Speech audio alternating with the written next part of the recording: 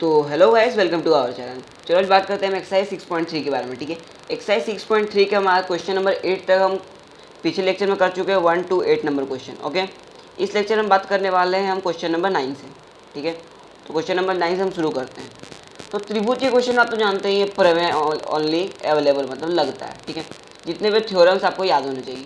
Okay, तो ये भी क्वेश्चन थ्योरम वाला ही है। देखो क्या है, आकृति 6.39 में ए बी सी और ए एम पी दो समकोण त्रिभुज है जिनके कोण बी और एम समकोण है।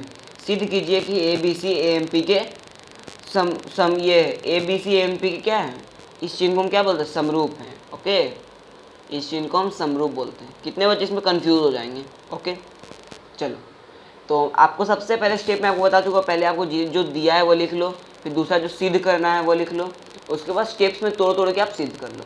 पहले क्या दिया है, तो ए बी सी और एम पी दो समकोण त्रिभुज दिया है। सिद्ध करना है ए बी सी समरूप है ए एम पी के। ठीक है, तो A M P A B C के बराबर है प्रत्येक 90 डिग्री, कोण बराबर है, ए और ए एंगल बराबर उभयनिष्ठ है। तो दोनों एंगल बराबर मतलब ए समरूपता कसौटी से A B C A M P के समरूप है। ठीक है, तो हमारा प्रूव हो गया। ओके, छोटा सा क्वेश्चन था। और हमारा दूसरा नंबर क्वेश्चन क्या है इसी का, सी ए बाई पी ए बराबर B C by M P आपको प्रूव करना है। तो देखो, अगर ये समरूप हैं तो उनके जो संगत भुजाएं होंगे वो भी बराबर होंगे, तो वही हमको लिखना है। दिया है ये सिद्ध करना ही है, तो लिखना है चूंकि समरूप त्रिभुज की संगत भुजाएं समानुपाती होती है। ठीक है, तो अतः ये बराबर होंगे। समझ में आ गया। तो ये हमारा 9 नंबर क्वेश्चन खत्म होता है। अब 10 नंबर क्वेश्चन में चलो चलते हैं। तो देखो हमारा 10 नंबर क्वेश्चन क्या है, सी डी और जी एच क्रमशः ए सी बी एंगल और ई जी एफ के ऐसे समद्विभाजक हैं कि बिंदु डी और एच क्रमशः ए बी सी और एफ ई जी त्रिभुज की भुजाओं ए बी और एफ ई पर स्थित है। यदि ए बी सी समरूप एफ ई जी है तो दर्शाइए कि C D by G H बराबर A C by F G. तो पहला क्वेश्चन हमको है C D by G H बराबर A C by F G आपको सिद्ध करना है। ठीक है, दिया क्या है, ये दिया है आपको समरूप ए बी सी और एफ ई जी, मतलब ए बी सी और एफ ई जी त्रिभुज समरूप आपको गिवन है। आपको प्रूव करना है ये C D by G H बराबर A C bye F G. ठीक है, तो देखो कैसे प्रूफ करेंगे, हमको इस त्रिभुज का प्रूफ करना है, ये त्रिभुज और ये वाला त्रिभुज। ठीक है, ये दोनों त्रिभुज को हमको प्रूफ करना है। तो देखो पहले एंगल ए बराबर एफ है, कर दो। एंगल डी बराबर एच, एंगल सी बराबर जी है, एंगल सी बराबर जी, एंगल बी बराबर ई है, एंगल बी बराबर ई है। ठीक है, तो तीनों एंगल बराबर है, मतलब संगत भुजाएं में समानुपाती होंगे, तो ये आ गया। ठीक है, तो आप ऐसे इस क्वेश्चन को प्रूव कर सकते हो। चलो दूसरा नंबर क्वेश्चन पूछते हैं। दूसरा नंबर का क्वेश्चन है डी सी बी त्रिभुज एच जी त्रिभुज आपका समरूप होने चाहिए। चलो करते हैं। देखो दूसरा नंबर क्वेश्चन क्या किया, पहले आपको दिया है, ये आपको दिया हुआ सिद्ध करना है ये। ठीक है, देखो एंगल बी बराबर एंगल ई होगा। ओके, जहाँ B G D angle E G H angle के बराबर, तो दोनों एंगल बराबर मतलब ए समरूपता कसौटी से ये समरूप होंगे। ठीक है, कितना आसान है, खाली स्टेप्स आपको याद होना चाहिए कि हम किस किस कसौटी से हम प्रूव कर रहे हैं। ओके, तीसरा नंबर क्वेश्चन भी वही है, आपको डी सी और एच जी एफ को समरूप करना है। तो दिया है, लिख लिया, सिद्ध करना है एंगल ए बराबर एंगल एफ।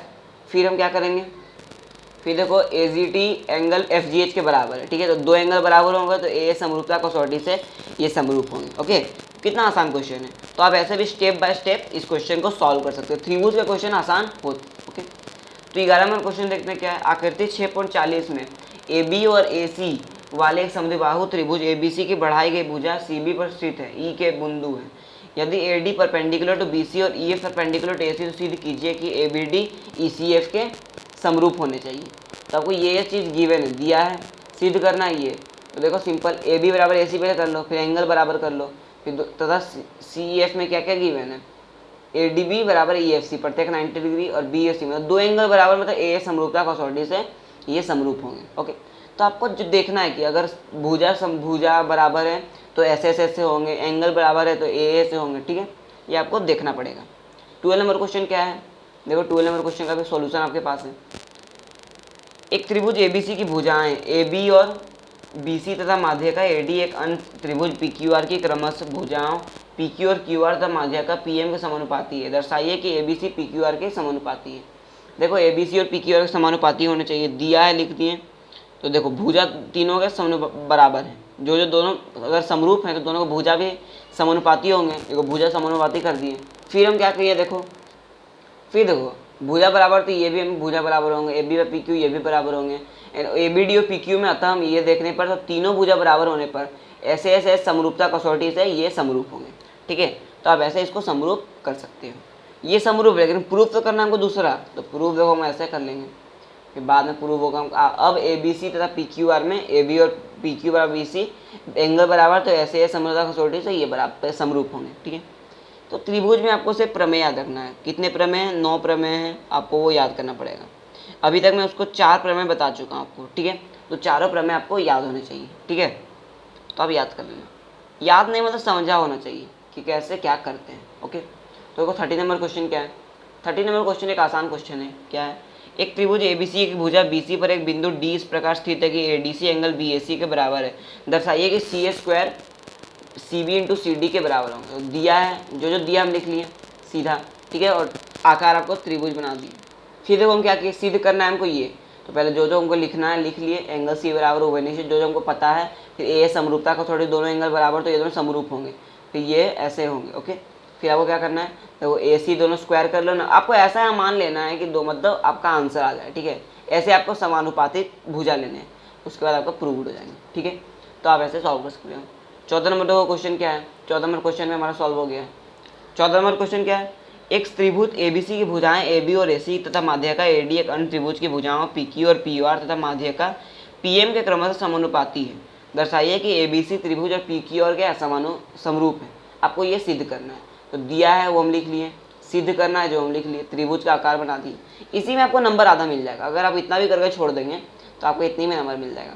और जो जो आपको पता दिख रहा है समरूप होने पर, समरूप होने पर क्या क्या होता है वो दिख रहा है, वो सब लिखते जाओ।